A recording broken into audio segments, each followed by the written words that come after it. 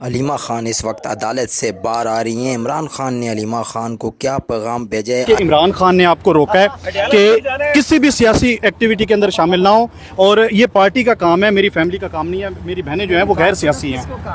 یہ آپ کے متعلق کہا کس کو؟ نورین خان نیازی کو۔ نہیں، آپ پہلے بتائیں، ان کو تو نہیں کہا، نہ اور ڈاکٹر عظمیٰ کو کہا ہے۔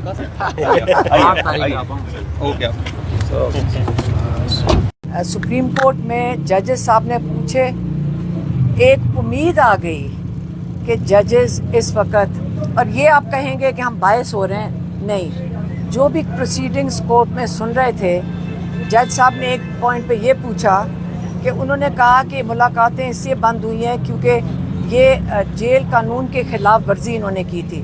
تو جج صاحب نے عدالت میں کہا کہ اس کا یہ مطلب ہے کہ آپ لوگ بھی، حکومت بھی قانون توڑے گی؟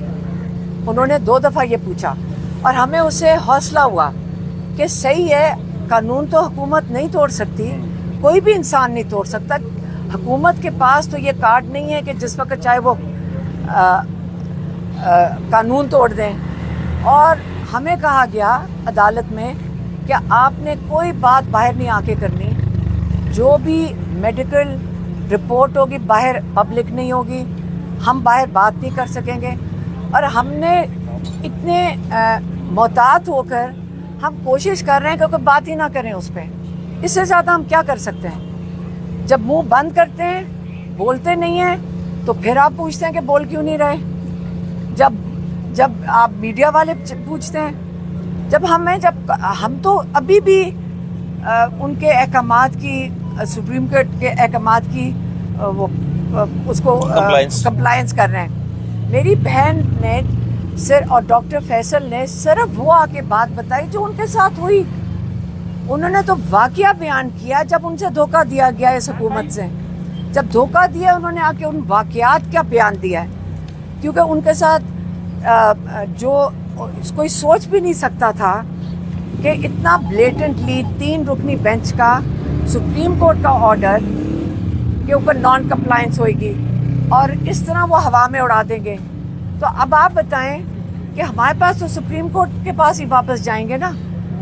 آپ ہمارے جب جج اچھا کام بھی کرنے لگے، انصاف دینے لگے، انسانیت کے تحت کریں، تو حکومت کا کیا کام بنتا ہے کہ ان کی خلاف ورزی کرے؟ بات تو حکومت کی آ گئی ہے کہ یہ لوگ کون ہیں، یہ کون لوگ ہیں جو خلاف ورزی کر رہے ہیں سپریم کورٹ کے آرڈرز کی۔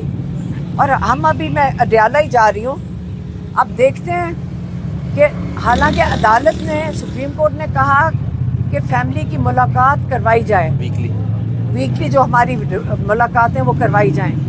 اب اور انہوں نے ہمارے اوپر بہت سختی ڈالی ہوئی ہے، ہم اس سے زیادہ نہیں کریں گے۔ ہم تو صرف حکومت کی بات کر رہے ہیں، جنہوں نے نان کمپلائنس کیا ہے اس کے اوپر بات کر رہے ہیں، اس سے زیادہ ہم بات نہیں کر رہے ہیں۔ عدالت میں چلی گئی، وہ بھی کہتے ہیں کہ پی ٹی آئی کے قائدین نے، کارکنوں نے بھی جیل کے اسپتال کے باہر مجمع لگایا۔ دیکھیں، رہنے دیں اس وقت بات کو، بات ساری یہ ہو رہی ہے کہ عمران خان کو انسانیت کے تحت ان کو وہ پورا کرنا چاہیے۔ اور ایک سوال ہے، یہ حکومت ڈر کس چیز سے رہی ہے؟ پہلے یہ سوال پوچھ لیں۔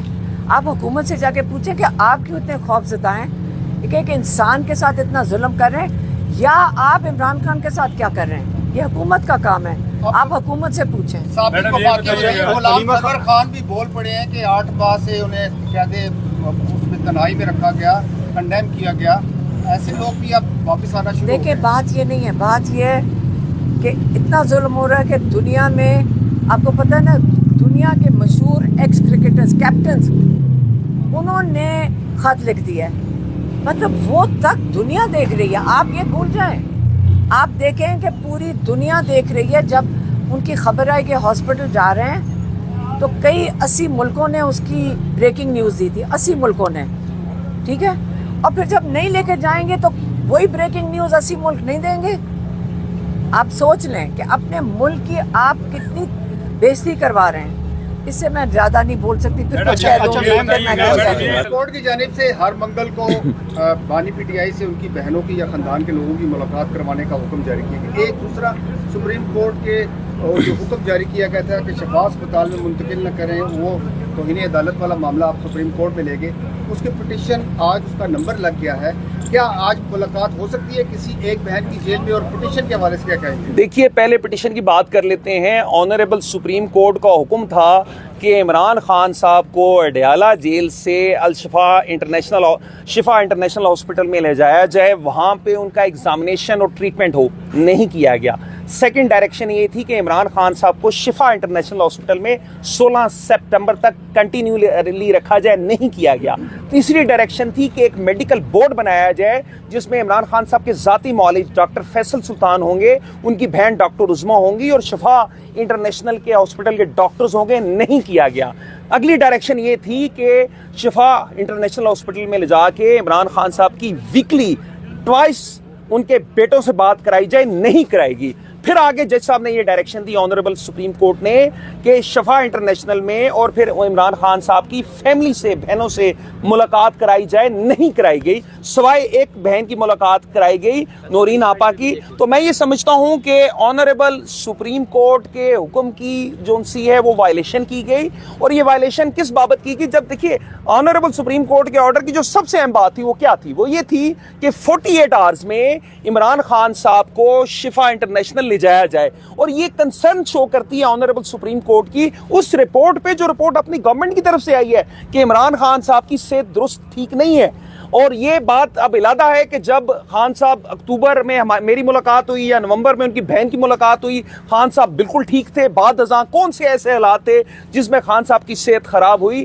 تو یہ بات لیکن کوشچن یہ ہے کہ ان تمام ڈائریکشنز کی وائلیشن کی گئی, اور یہ انتہائی ارجنسی کا میٹر ہے. ارجنسی کا کس طرح سے ہے؟ جو پریزن رولز ہے وہ یہ کہتے ہیں کہ جو بھی قیدی ہوتا ہے اس کی ہیلتھ کے اور اس کی لائف کی ذمہ داری اسٹیٹ کی اور پریزن کی ہے, پریزن اتھارٹیز کی ہے. تو اس بابت ارجنسی کو مد نظر رکھتے ہوئے, کیونکہ اس خان صاحب کی صحت اور زندگی کا معاملہ ہے, میں یہ سمجھتا ہوں کہ سپریم کورٹ میں آج نمبر لگا پٹیشن کو خوش آئند ہے. لیکن اس کے ساتھ ساتھ ہم نے کرلی ہیئرنگ کی پٹیشن دی ہوئی ہے, کیونکہ یہ خان صاحب کی صحت اور زندگی کے متعلق ہے, اور میں امید کرتا ہوں کہ یہ توہین عدالت جلد سے جلد سپریم کورٹ میں فکس ہوگی اور جلد از جلد آنریبل سپریم کورٹ کے حکم پہ عمل درآمد کیا جائے گا. فیصل یہ بتائیں کہ آج سماعت جو ہے ہنگامہ خیز سماعت رہی ہے, آپ نے بھی آبجیکشن کیے, علیمہ بھی وہاں آئی روستم پہ, انہوں نے بھی اپنا بیان ریکارڈ کرایا.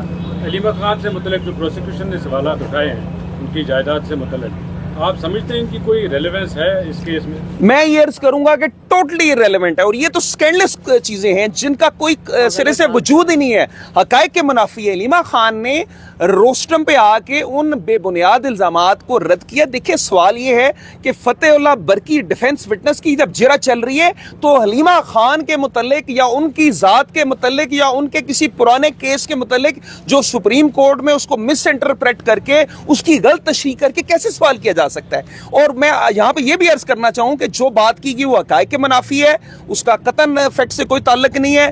حلیمہ خان نے تمام زندگی آئین اور قانون کے مطابق گزاری, اور سپریم کورٹ کا جو بھی حکم ہوا ہے اس پہ عمل